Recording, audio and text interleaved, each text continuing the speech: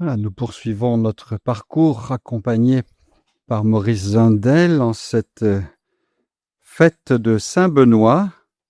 Et pour Maurice Zundel, cette fête avait une signification particulière puisque le premier livre qu'il a écrit et qui a été publié avait pour auteur Frère Benoît. C'était son nom d'oblature bénédictine, le poème de la Sainte Liturgie, l'édition de 1926. En 1934, la deuxième édition sera Maurice Zundel. Comme titre pour cette matinée, je vous propose celui que l'on trouve dans l'hymne à la joie, si nous renoncions à être des parasites pour devenir des créateurs. Vous voyez que ça tourne souvent autour de cette idée d'une création continuée que nous n'avons pas simplement pour mission de subir, mais que nous avons pour mission d'accomplir, et d'accomplir dans le quotidien, et chacun à notre place. Donc il y a une mission, et comme toujours, une mission va avec une responsabilité qui ne nous concerne pas simplement nous-mêmes, mais qui a une dimension universelle. C'est ce que l'on évoquait hier en parlant de cette invitation à devenir nous-mêmes un bien universel. Pas simplement se satisfaire de ce qui nous convient, mais à une ouverture beaucoup plus large en prenant la responsabilité qui est la nôtre au cœur de ce monde.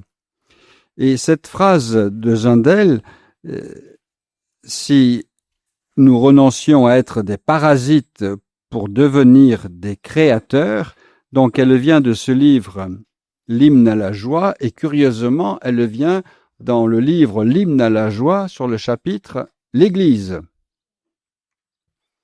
Je vous laisse commencer vos commentaires intérieurs. Et voici ce qu'il écrit en fin de paragraphe sur ce chapitre. L'Église, par sa structure même, pourrait montrer le chemin. Si elle recouvrait en chacun de nous son vrai visage. Première invitation. Pas simplement, voyez, l'Église, ils font pas leur boulot. Si elle retrouve en chacun de nous son visage. L'Église, c'est pas simplement ce que l'on voit dans les journaux, c'est le visage qui est le nôtre. Et donc, à nous d'offrir à ce monde ce visage authentique de l'Église. Donc, l'Église, par sa structure même, pourrait montrer le chemin si elle recouvrait en chacun de nous son vrai visage, si nous renoncions à être des parasites pour devenir des créateurs, si nous croyons vraiment que le royaume de Dieu est en chacun. Le royaume, c'est pas simplement une promesse pour plus tard. Là où est le Christ, là est le royaume. Et comme le Christ est présent en toute personne humaine, le royaume, il est présent en chacun. Donc, si nous croyons vraiment que le royaume de Dieu est en chacun, entre parenthèses, pas simplement chez les autres, mais aussi en soi. C'est pas toujours le plus facile de le découvrir là où nous sommes nous-mêmes. Donc, si nous croyons vraiment que le royaume de Dieu est en chacun, l'espace de générosité, nous sommes invités à faire de notre être un espace de générosité, autrement dit, un espace de don, un espace d'offrande, sans rien retenir, la fameuse histoire de la désappropriation. Faire de chacun de nous un espace de générosité où passe l'axe de l'univers. Ça dit encore quelque chose de notre responsabilité universelle. C'est en nous que passe l'axe de l'univers, dont nous avons la charge et d'où sourd l'hymne à la joie. Donc c'est une belle responsabilité qui nous est confiée, mais vous vous rappelez la première phrase, si sur chacun de nos visages c'était la présence du Christ qui pouvait être repérable et manifeste. Et c'est dans cette dynamique-là que nous allons essayer de suivre Zundel à travers ces textes ce matin. Donc, dit-il, il n'y a pas de monde dont il faudrait mépriser l'un pour gagner l'autre. C'est le monde où nous sommes qu'il s'agit de diviniser. Une mission très claire, là encore. C'est le monde où nous sommes qu'il s'agit de diviniser. Mais il ne va pas se diviniser par un claquement de doigts, par un coup de baguette magique. Pour que le monde où nous sommes se divinise, nous connaissons le chemin. C'est que nous-mêmes nous consentions à notre propre divinisation.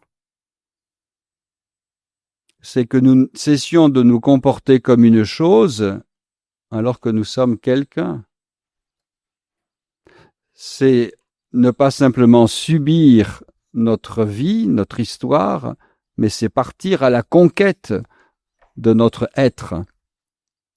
C'est toujours on sent la pensée de Zundel qui revient sans cesse pour nous conduire à la pointe ultime. Donc il n'y a pas de vie, dit-il, celle de maintenant qui ne devrait compter pour rien, et celle d'après à laquelle il faudrait sacrifier la première. Le royaume, il est dès à présent. Et il ne faut surtout pas annoncer l'évangile sous la forme de simplement des promesses pour après. C'est des critiques qui ont été formulées à l'égard du christianisme. Ah oui, vous prêchez les sacrifices pour aujourd'hui et vous promettez un salut pour plus tard. Donc, vous voyez, il ne s'agit pas de dévitaliser la vie actuelle, celle qui est la nôtre aujourd'hui. Au contraire, il s'agit de donner à cette vie sa pleine dimension. Et la pleine dimension de notre vie aujourd'hui, c'est la manifestation de ce Dieu d'amour qui est tout don et réciprocité dans ce que nous vivons, dans ce que nous sommes. Zundel dit par ailleurs, quelquefois on se pose la question, mais est-ce que l'on sera vivant après la mort? Et Zundel répond, mais le plus important, ce n'est pas de savoir si on sera vivant après la mort, c'est de savoir si on est vivant avant la mort. Donc il ne s'agit pas simplement de projeter notre avenir, il s'agit de vivre notre présent. Le seul temps qui est à notre disposition, c'est le présent. Si nous nous réfugions dans le passé, nous cultivons une nostalgie ou des regrets. Si nous nous projetons dans un futur, nous sommes dans l'imagination, dans l'illusion. Le seul moment qui est à notre disposition, c'est ici et maintenant. Et chaque fois que nous disons « reviens plus tard et j'aimerais bien être ailleurs », eh bien, nous passons à côté de la mission qui nous est confiée. Et pourtant, ce sont des tentations qui sont souvent présentes. Je t'appelle, oui, je te suivrai. Non, c'est je te suis, aussitôt. Et pourquoi est-ce que tu m'as mis ici? Je serais quand même beaucoup plus efficace si j'étais ailleurs. Voilà. Et c'est de bonnes excuses pour passer à côté de la mise en œuvre de notre responsabilité. C'est la vie d'ici-bas, dit-il, qu'il s'agit d'éterniser, en faisant des passions ordonnées le clavier des vertus. C'est magnifique, ça.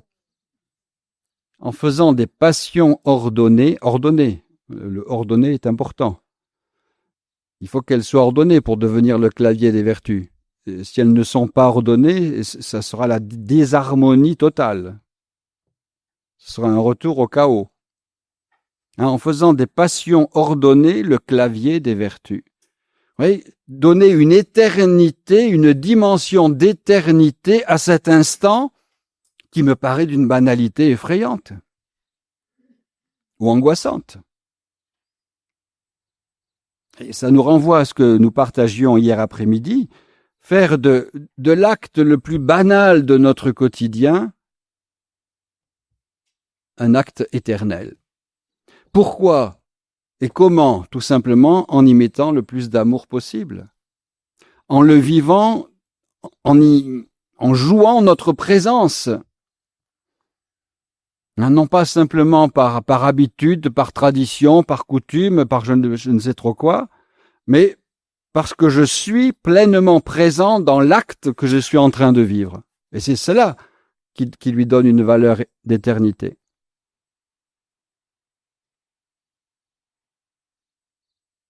L'éternité, c'est pas simplement pour demain. Ou voire après-demain, ça dépend les délais que vous voulez vous fixer. L'éternité, c'est aujourd'hui. Et ce qu'il dit par ailleurs dans l'évangile intérieur, la religion n'est pas l'attente passive d'une béatitude extérieure à l'esprit, mais la création avec Dieu et à son image d'un monde de lumière, de joie et de beauté. Voilà. La religion, c'est pas souffrez maintenant, vous serez heureux plus tard. C'est la création avec Dieu et à son image d'un monde de lumière, de joie et de beauté. Lumière, joie et beauté.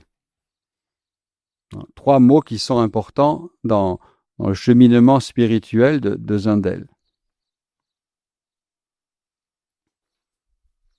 Alors c'est surprenant justement que cette phrase soit dans le paragraphe, dans le chapitre sur l'Église de ce petit livre, l'hymne à la joie. Et il va avoir un raccourci assez saisissant, mais qui est assez intéressant parce qu'on va pouvoir s'en souvenir. Il dit ceci, l'Église, c'est Jésus. Il faut se méfier des phrases courtes, parce qu'elles ont un sens profond et lourd. L'Église, c'est Jésus, mais vous êtes habitués maintenant, donc on ne va pas arrêter la phrase là. Puisque l'Église, c'est Jésus et que... Et c'est ce qu'il va dire, être chrétien, c'est tout simplement devenir Église.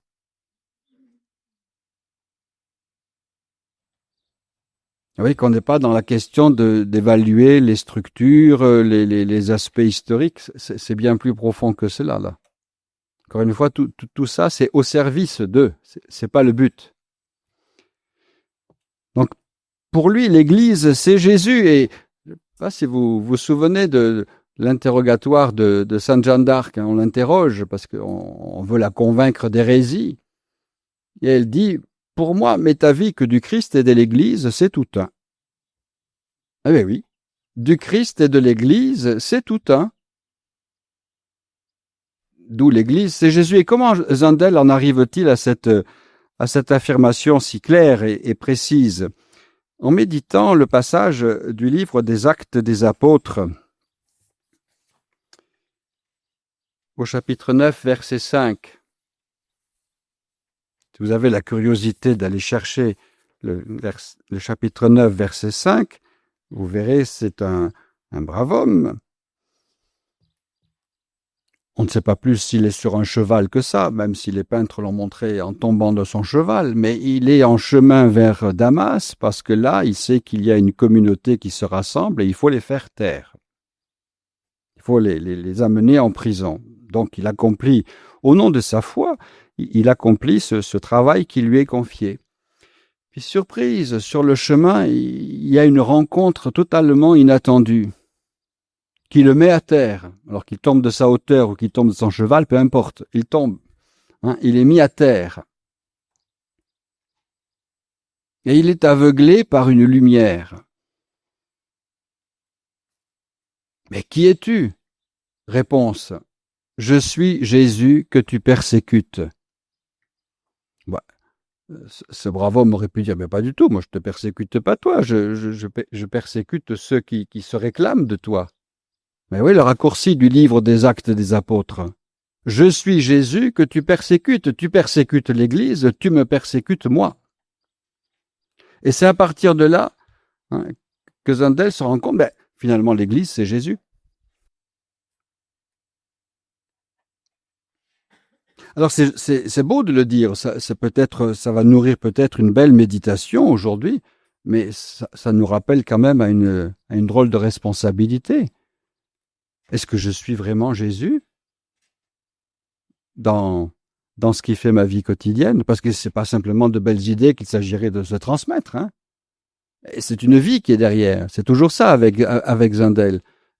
C'est en vue d'un changement d'être, en vue d'un ajustement de notre vie à la vie même de Dieu. Et donc, puisque l'Église, c'est Jésus, notre mission d'Église, c'est de communiquer Jésus, c'est de transmettre Jésus, c'est de rendre Jésus présent dans tout ce qui fait notre vie. Et puisque c'est Jésus que nous sommes, Jésus n'est compréhensible que tourné vers le Père dans la lumière de l'Esprit. Et ça dit aussi quelque chose de nous-mêmes. Le mystère de la Trinité n'est pas simplement un mystère à croire, c'est un mystère à vivre. Et si nous le croyons, c'est pour le vivre. C'est pas pour être capable de faire de belles théories. C'est pour vivre ce que nous proclamons. Et Jésus ne cessera de le dire. Ce que vous écoutez, mettez-le en pratique. C'est déjà présent dans le Premier Testament. Quand Dieu parle à son peuple, c'est pas simplement pour lui raconter de belles histoires, c'est pour que ce que tu as entendu, peuple, tu le mettes en pratique. Et c'est là, dans la mise en pratique, que tu trouveras ton bonheur et ta fécondité. C'est pas simplement dans le fait d'avoir entendu. Et rappelez-vous la béatitude proclamée par Jésus. Bienheureux plutôt celui qui, ayant entendu, met en pratique. Et là, c'est notre quotidien qui est en jeu. Et voyez, là encore, ça nous renvoie à la dimension unique de ce que chacun de nous est. Refusant de mettre en pratique ou remettant à demain la mise en pratique de ce que nous avons écouté, nous déstabilisons l'ensemble du corps. Alors, je ne dis pas ça pour vous créer une angoisse supplémentaire, mais je dis ça pour nous rappeler notre vraie responsabilité. Écouter et ne pas mettre en pratique, ça a une conséquence. Pas simplement sur moi, mais sur l'ensemble du corps que mon refus déstabilise. Et si l'Église, c'est Jésus, et si nous voulons vraiment incarner cela, alors il y a un point fondamental, c'est nous laisser aimanter. Zundel ne joue pas sur ce mot-là, mais moi je joue sur ce mot-là. Oh, c'est pas non, sur ce mot-là, non, ça va pas. Faut trouver une autre expression. Mais nous sommes des aimants. Et notre vocation, c'est d'être des aimants. Et vous l'écrivez à partir de deux verbes différents, le verbe aimer ou le verbe aimanter. Enfin, ils sont différents dans leur écriture, mais ils ne font qu'un dans leur réalité. Celui qui aime vraiment attire. Donc il aimante. Dire l'Église c'est Jésus, ça veut dire que nous avons à la suite de Jésus cette mission d'être des aimants.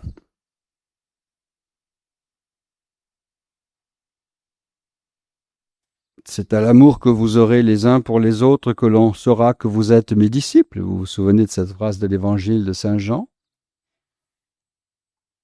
Et lorsque je serai élevé de terre, j'attirerai à moi tous les hommes. Vous voyez, la capacité d'aimantation, hein, de la personne de Jésus. Et nous laisser aimanter, dit Zundel, vers le dedans. Ce n'est qu'en retrouvant en nous, en faisant l'expérience en nous de la présence de ce Dieu d'amour et de lumière, qu'ensuite nous pourrons, à notre tour et à notre place et dans la diversité de notre vocation personnelle, être cet aimant.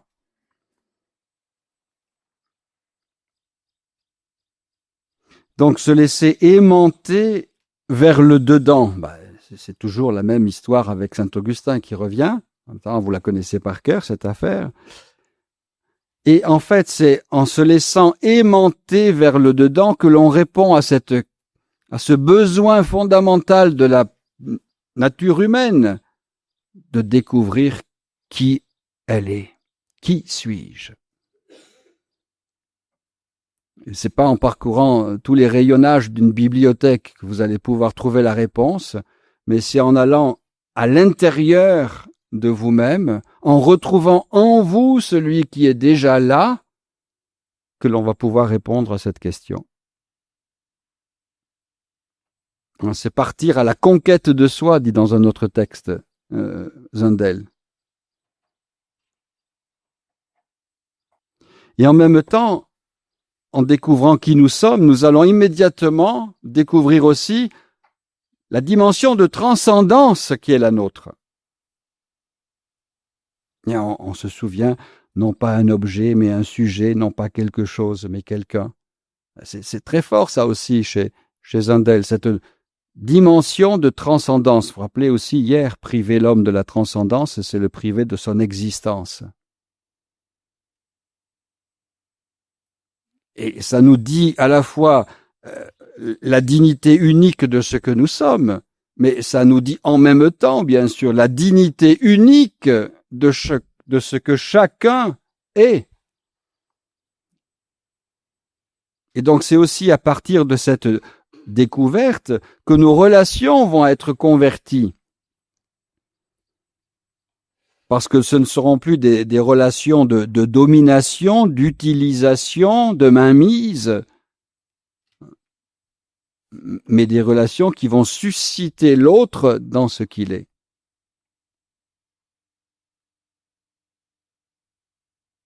Vous voyez, cette quête de soi en allant chercher au-dedans. Et Zundel dit, pour détruire l'homme, on disait déjà hier, faut le convaincre qu'il est simplement un animal parmi les autres. Donc, on supprime sa transcendance. Et là, il parle du mal absolu dans ce livre. Et il dit, qu'est-ce que c'est que le mal absolu? Je vous cite Zundel, c'est celui qui dégrade l'homme dans ses possibilités proprement humaines, qui dégrade l'homme en effaçant Dieu. Et c'est fort quand vous dites le mal absolu, c'est ce qui en l'homme efface Dieu. Et effacer Dieu, il y a un autre texte dans l'hymne à la joie, piétiner l'homme, c'est piétiner Dieu. Oui, ça donne là encore toutes ces petites phrases qui sont des phrases choc, nous rappellent sans cesse à la dignité de l'autre, de ce que l'on est soi-même et de l'autre.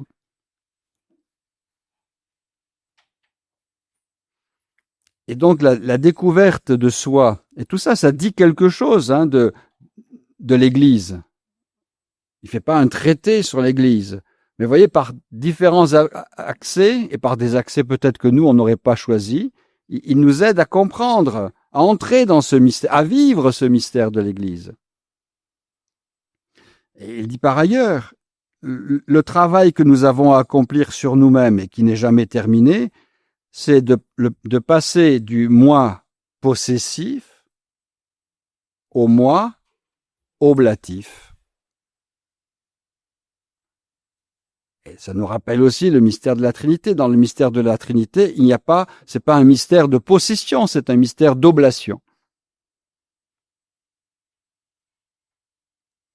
Passer du moi possessif au moi oblatif, et c'est ainsi que nous passons de l'individu à la personne. L'individu, c'est le possessif, c'est tout en fonction de moi. L'oblatif, c'est je n'existe qu'en étant don, ouverture et réciprocité.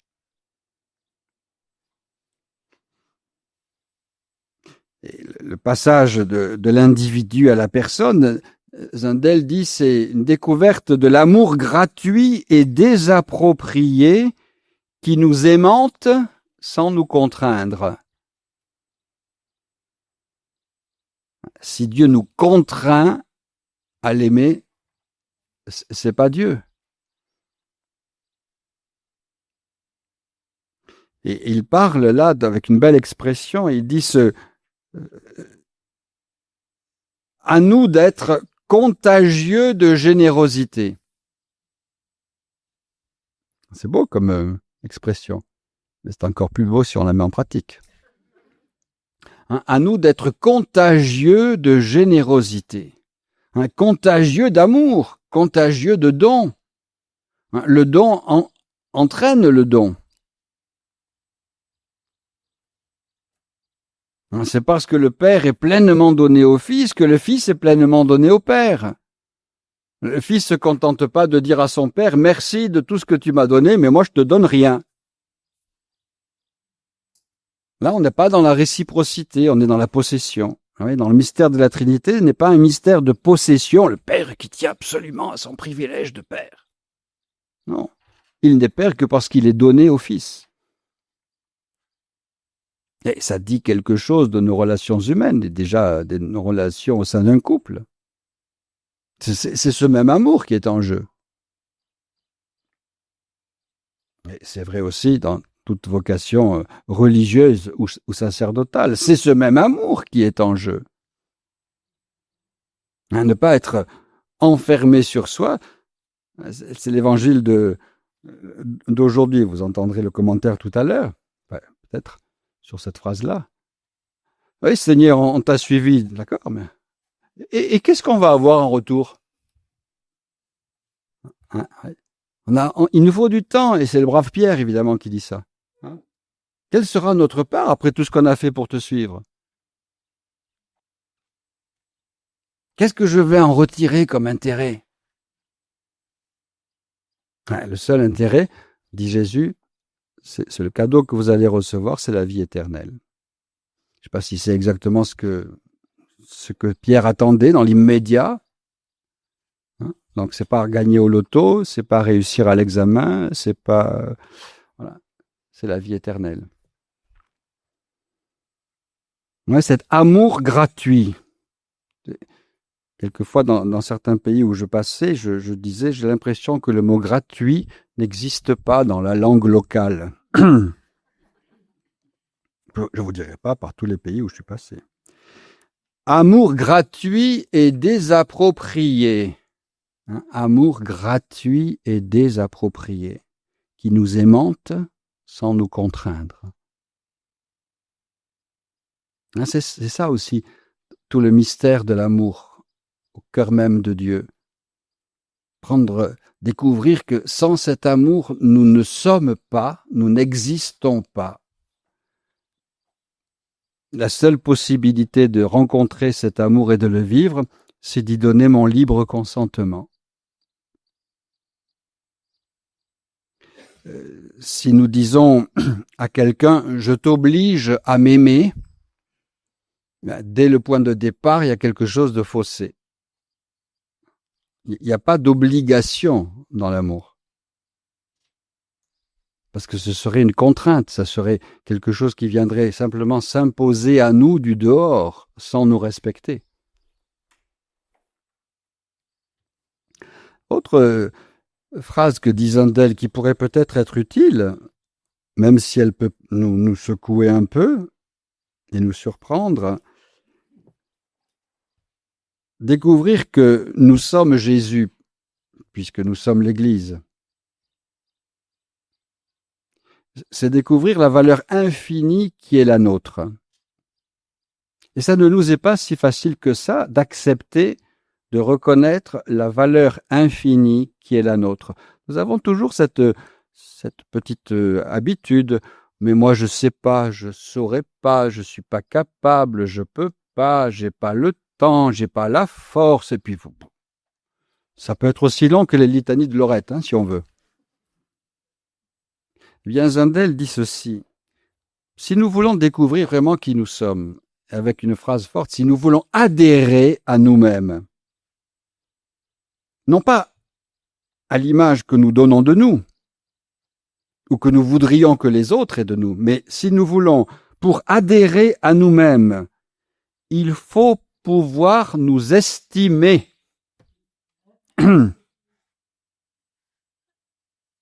Mais si la phrase s'arrêtait là, ce serait déjà pas mal, mais pas suffisant pour nous bousculer. Alors il en dit une autre, tout de suite après. Un mépris radical de soi équivaut à une condamnation à mort. Ça vaut la peine de la noter, éventuellement en gras, de la souligner. Mais volontiers. Pour adhérer à nous-mêmes, il faut pouvoir nous estimer. Je reviens après. Un mépris radical de soi équivaut à une condamnation à mort. Dans cette édition, c'est aux pages 63 et 64. Mais vous pouvez aussi chercher, quand vous aurez acquis toutes les œuvres complètes. Alors là, il faudra aller jusqu'au bout, parce que c'est le tome 8.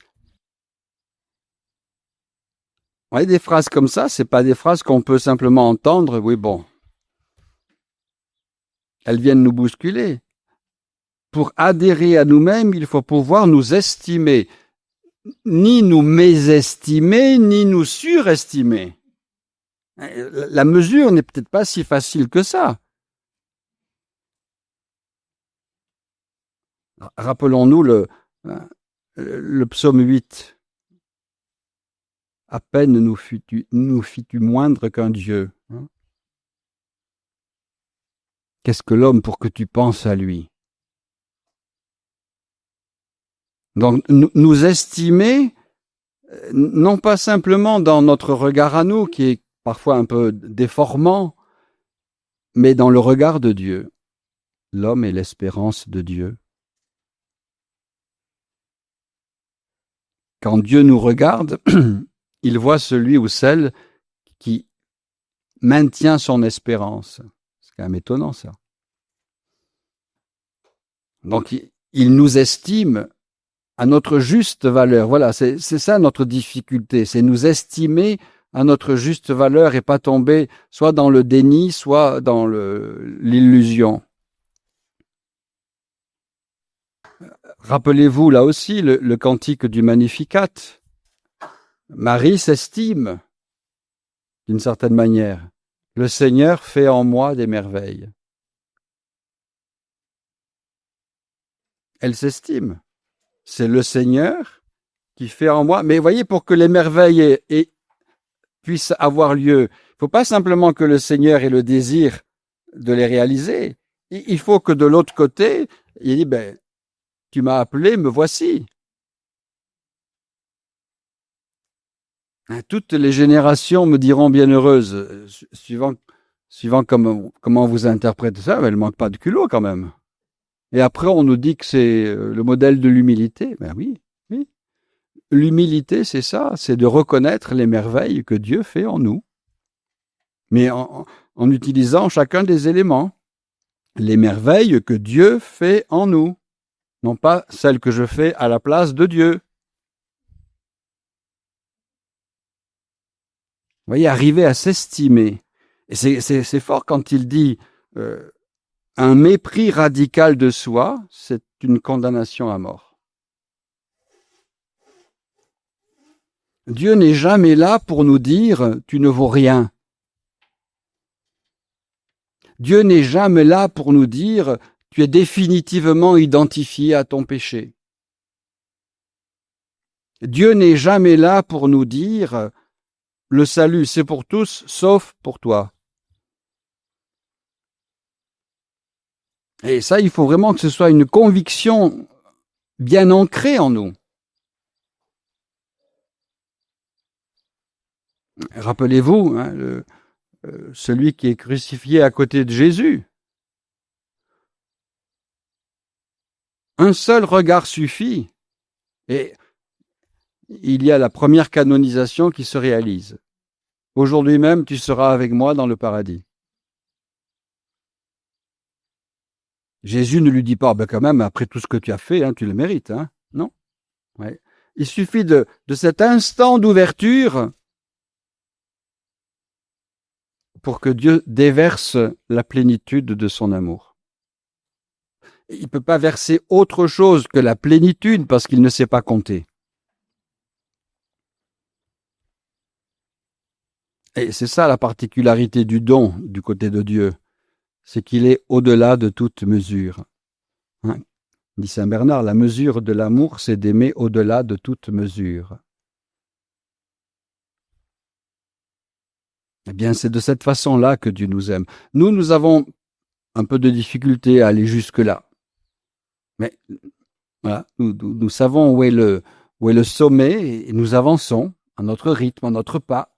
L'important, c'est de ne jamais nous détourner du sommet en disant c'est trop, je retourne. Non. J'y arrive pas encore, mais un pas après l'autre. Sinon, la conséquence, ça équivaut à une condamnation à mort. Je passe à côté de ma vocation.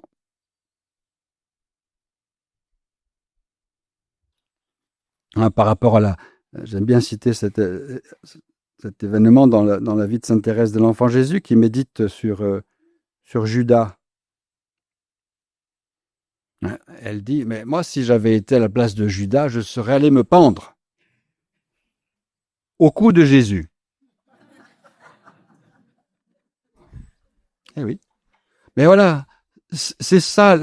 Elle peut dire ça parce qu'elle a rencontré cette présence d'amour et de lumière. C'est à cela qu'il nous faut essayer de conduire nos frères et sœurs, en particulier ceux qui sont désespérés, ceux qui ont des difficultés avec la foi. Mais n'attendez pas de faire une thèse de théologie pour aller à la rencontre de Jésus. Allez-y tel que vous êtes. Allez vous pendre au cou de Jésus et vous verrez que quelque chose va changer. Et comme le dit Zandel, c'est un immense travail de se faire homme et ce travail n'est jamais achevé tant que nous sommes dans notre itinéraire terrestre. Voilà. C'est un immense travail que de se faire homme, à l'image de l'homme nouveau. Donc il n'y a pas d'âge de la retraite pour ce genre de travail.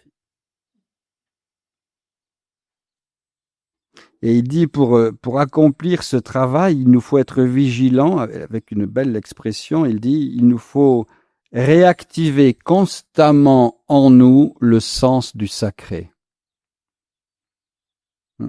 La culture, les événements, les situations font que quelquefois le sacré... Non, réactiver constamment en nous le sens du sacré. Prendre, autrement dit, c'est retrouver cette fameuse dimension de transcendance. Je ne suis pas simplement là pour subir, je suis là pour conquérir l'homme que je suis. Alors après cette introduction, il y a le regard sur l'Église auquel nous invite Zundel. Bon, c'est du Zundel. Alors préparez-vous, accrochez-vous. Il parle de l'Église. Il dit d'abord, attendez, je vous dis toute la phrase. Il parle de la mission de l'Église qui peut se dégager avec un relief le plus pur et sous son jour le plus humain. Ce relief, il est vrai, ne crève pas les yeux. Et pour être honnête, reconnaissons tout de suite que l'Église se présente phénoménologiquement avec un visage ambigu. Ne commencez pas à faire la liste des personnes que vous visez. Hein. Euh, L'Église, c'est moi. Donc, est-ce que j'ai un visage ambigu ou est-ce que j'ai un visage christique, on pourrait dire. Toutes les ambiguïtés, elles ont leur source en nous. Et oui, donc la conversion radicale qui nous est proposée. Il dit ceci ensuite. Le christianisme, comme toute religion, à mesure qu'il s'étendait, s'est bientôt imposé plutôt qu'il n'a été choisi. Imposé par la famille avant de l'être par l'État. Dès qu'il eut acquis une situation officielle, son rôle mystique s'est inévitablement estompé. Vous pouvez noter pour certains endroits. Dès qu'il eut acquis une situation officielle, son rôle mystique s'est inévitablement estompé.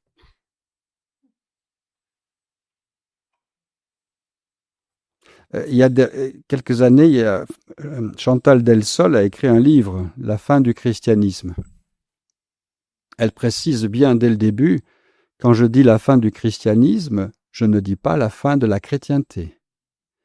Et elle dit, la fin d'un certain christianisme, c'est peut-être une chance pour une chrétienté nouvelle.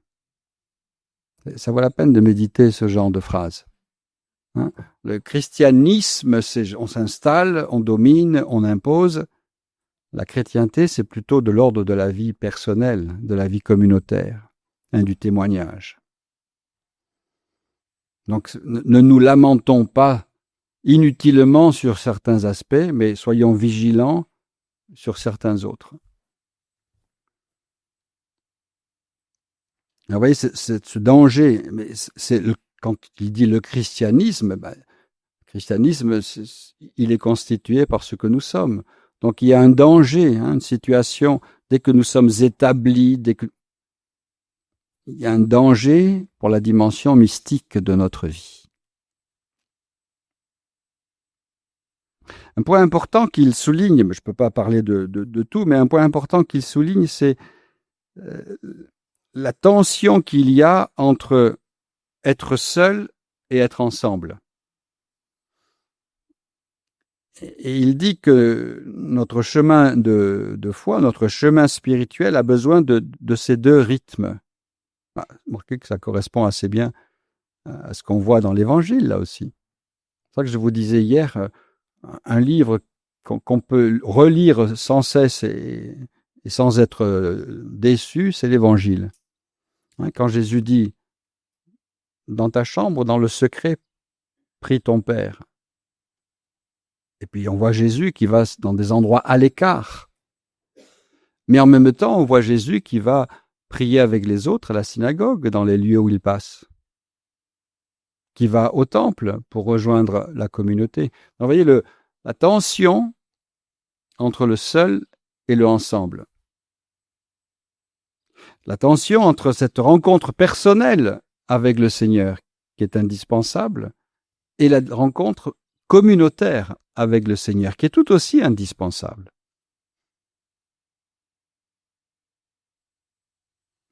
Et en regardant justement les origines de la vie ecclésiale, Zundel note que dès l'origine, la dimension communautaire est présente.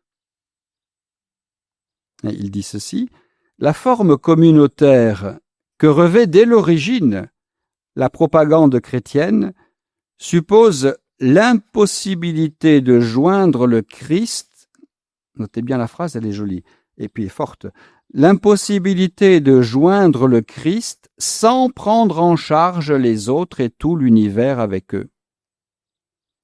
Je vais vers le Christ, c'est mon affaire à moi, les autres qui se débrouillent. Ça, c'est pas le christianisme. L'impossibilité de joindre le Christ sans prendre en charge les autres et tout l'univers avec eux.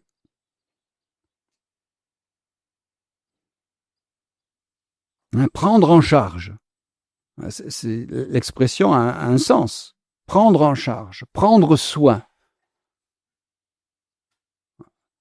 Si vous avez du temps et que ça vous intéresse, je peux vous trouver un sujet de thèse intéressant, la théologie du prendre soin chez le pape François. Prendre soin, prendre en charge, c'est pas simplement mon affaire à moi. Et là encore, ça nous rappelle le mystère de la Trinité. Le mystère du Christ, c'est pas simplement l'affaire du Christ. C'est pas simplement l'affaire du Fils.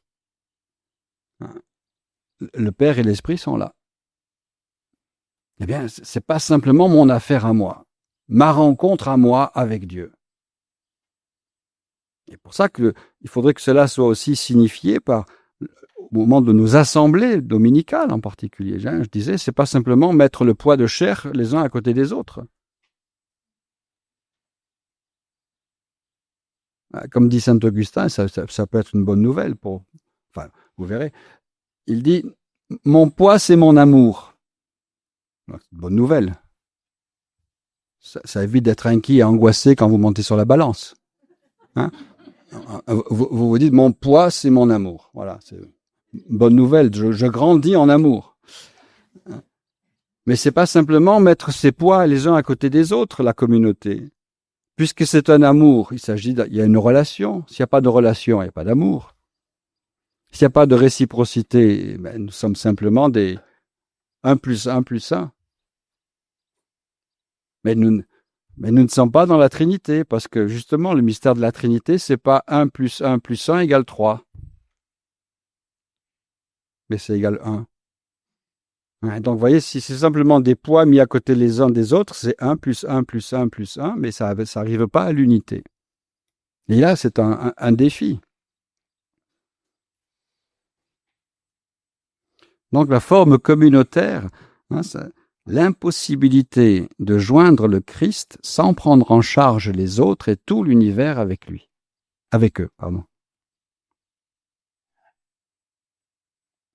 Et en disant cela, et en relisant par exemple les conclusions du dernier synode, il est un peu bizarre, mais en relisant les conclusions du dernier synode, vous savez, ce fameux synode sur la synodalité, ça fait beaucoup jaser et commenter, il y a des choses qui sont exactement, pas reprises, parce que je ne crois pas que ce soit des citations de Zundel, mais qui correspondent exactement aux intuitions qu'il a pu avoir.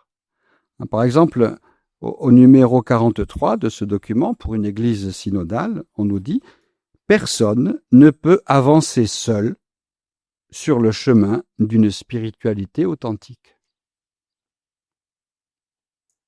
La forme communautaire rend impossible le fait de joindre le Christ sans prendre en charge les autres.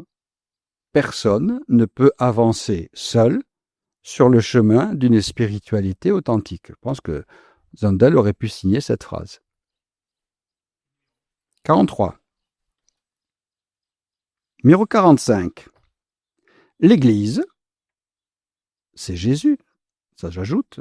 Donc, c'est nous. Je reprends le texte. L'Église est appelée à mettre au centre de sa vie et de son action le fait que, dans le Christ, par le baptême, nous sommes confiés les uns aux autres. Donc, c'est pas simplement je m'occupe de mon chemin de sanctification, que les autres se débrouillent pour le leur. Nous sommes confiés les uns aux autres. Comment est-ce que nous prenons soin des autres au sein de notre communauté? Là encore, c'est une phrase qui a des relents zundéliens. L'Église est appelée à mettre au centre de sa vie. C'est pas simplement quand vous aurez le temps, c'est au centre de la vie de l'Église, au centre de l'action de l'Église, le fait que, par le baptême et dans le Christ, nous sommes confiés les uns aux autres. Voilà la communauté. Et enfin, On pourrait en citer d'autres, mais le troisième passage de ce document, au numéro 50, d'où la nécessité, nous dit-on, d'une véritable conversion relationnelle.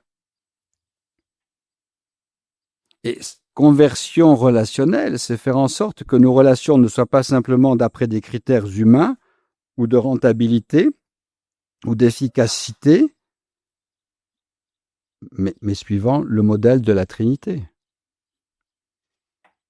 Convertir nos relations afin de les ajuster aux relations qui existent en Dieu. Et c'est ainsi que nous serons le vrai visage de l'Église. Ah, vous croyez que c'était de tout repos de suivre le Christ, mais c'est pas tout à fait ça. Hein. Mais vous voyez la responsabilité, en même temps, la magnifique responsabilité qui nous est confiée. Vous voyez à quel point nous sommes l'espérance de Dieu, parce que qu'est-ce qu'il attend, Dieu? Ben, que nous le vivions, cela. Quand est-ce qu'ils vont s'y mettre? Hein? Quand est-ce qu'ils vont le vivre? Et il attend. Rappelez ce Dieu qui attend. Ce Père qui attend. Eh bien, là, tout nous a été confié, non pas pour l'enfouir dans un coffre-fort, mais pour que ça devienne semence en vue d'une fructification. Et dans une des dernières conférences que Zundel a données, puisque c'était le 5 octobre 1974 et qu'il est mort le 10 août 75, il disait ceci: on ne peut vérifier l'existence de Dieu qu'à travers une vie humaine qui s'ouvre et se transfigure. Nous sommes la vérification de l'existence de Dieu. On ne peut vérifier l'existence de Dieu qu'à travers une vie humaine qui s'ouvre et se transfigure. Une belle mission, hein? Par ma vie humaine, j'aide les autres à vérifier que Dieu existe. Magnifique. Voilà le critère de la mission. Permettre aux autres de vérifier à travers notre vie que Dieu existe, que Dieu aime, que Dieu libère, que Dieu comble. Puis vous pouvez continuer là aussi. C'est toujours cette constante chez Zundel. C'est par mode d'incarnation, à travers notre incarnation. Dans la découverte de cet homme qui est toujours en état d'achèvement. Hein. C'est à travers notre propre incarnation, notre propre humanité, que Dieu transparaît. Et il cite un exemple qu'il prend chez le père Lacordaire. Lacordaire, ce grand prédicateur de Notre-Dame, qui célèbre pour ses effets oratoires. Il dit, Lacordaire venait en douce écouter dans un petit village au nord de Lyon un pauvre curé qui prêchait là, qui s'appelait Jean-Marie Vianney. Et la conclusion de Zundel, les mots ne lui parvenaient que transfigurés par la vie qu'il communiquait. Le grand orateur Lacordaire n'avait pas grand-chose à apprendre de l'art oratoire de Jean-Marie Vianney. Mais il venait pas là pour être enseigné dans l'art oratoire. Donc les mots ne lui parvenaient que transfigurés par la vie qu'il communiquait. C'est pas mal là aussi comme objectif pour notre propre témoignage. Je ne sais plus qui est-ce qui, c'est peut-être du Zundel qui a dit: si les mots que vous allez prononcer ne sont pas au service d'un silence plus grand, taisez-vous. C'est ce que je fais.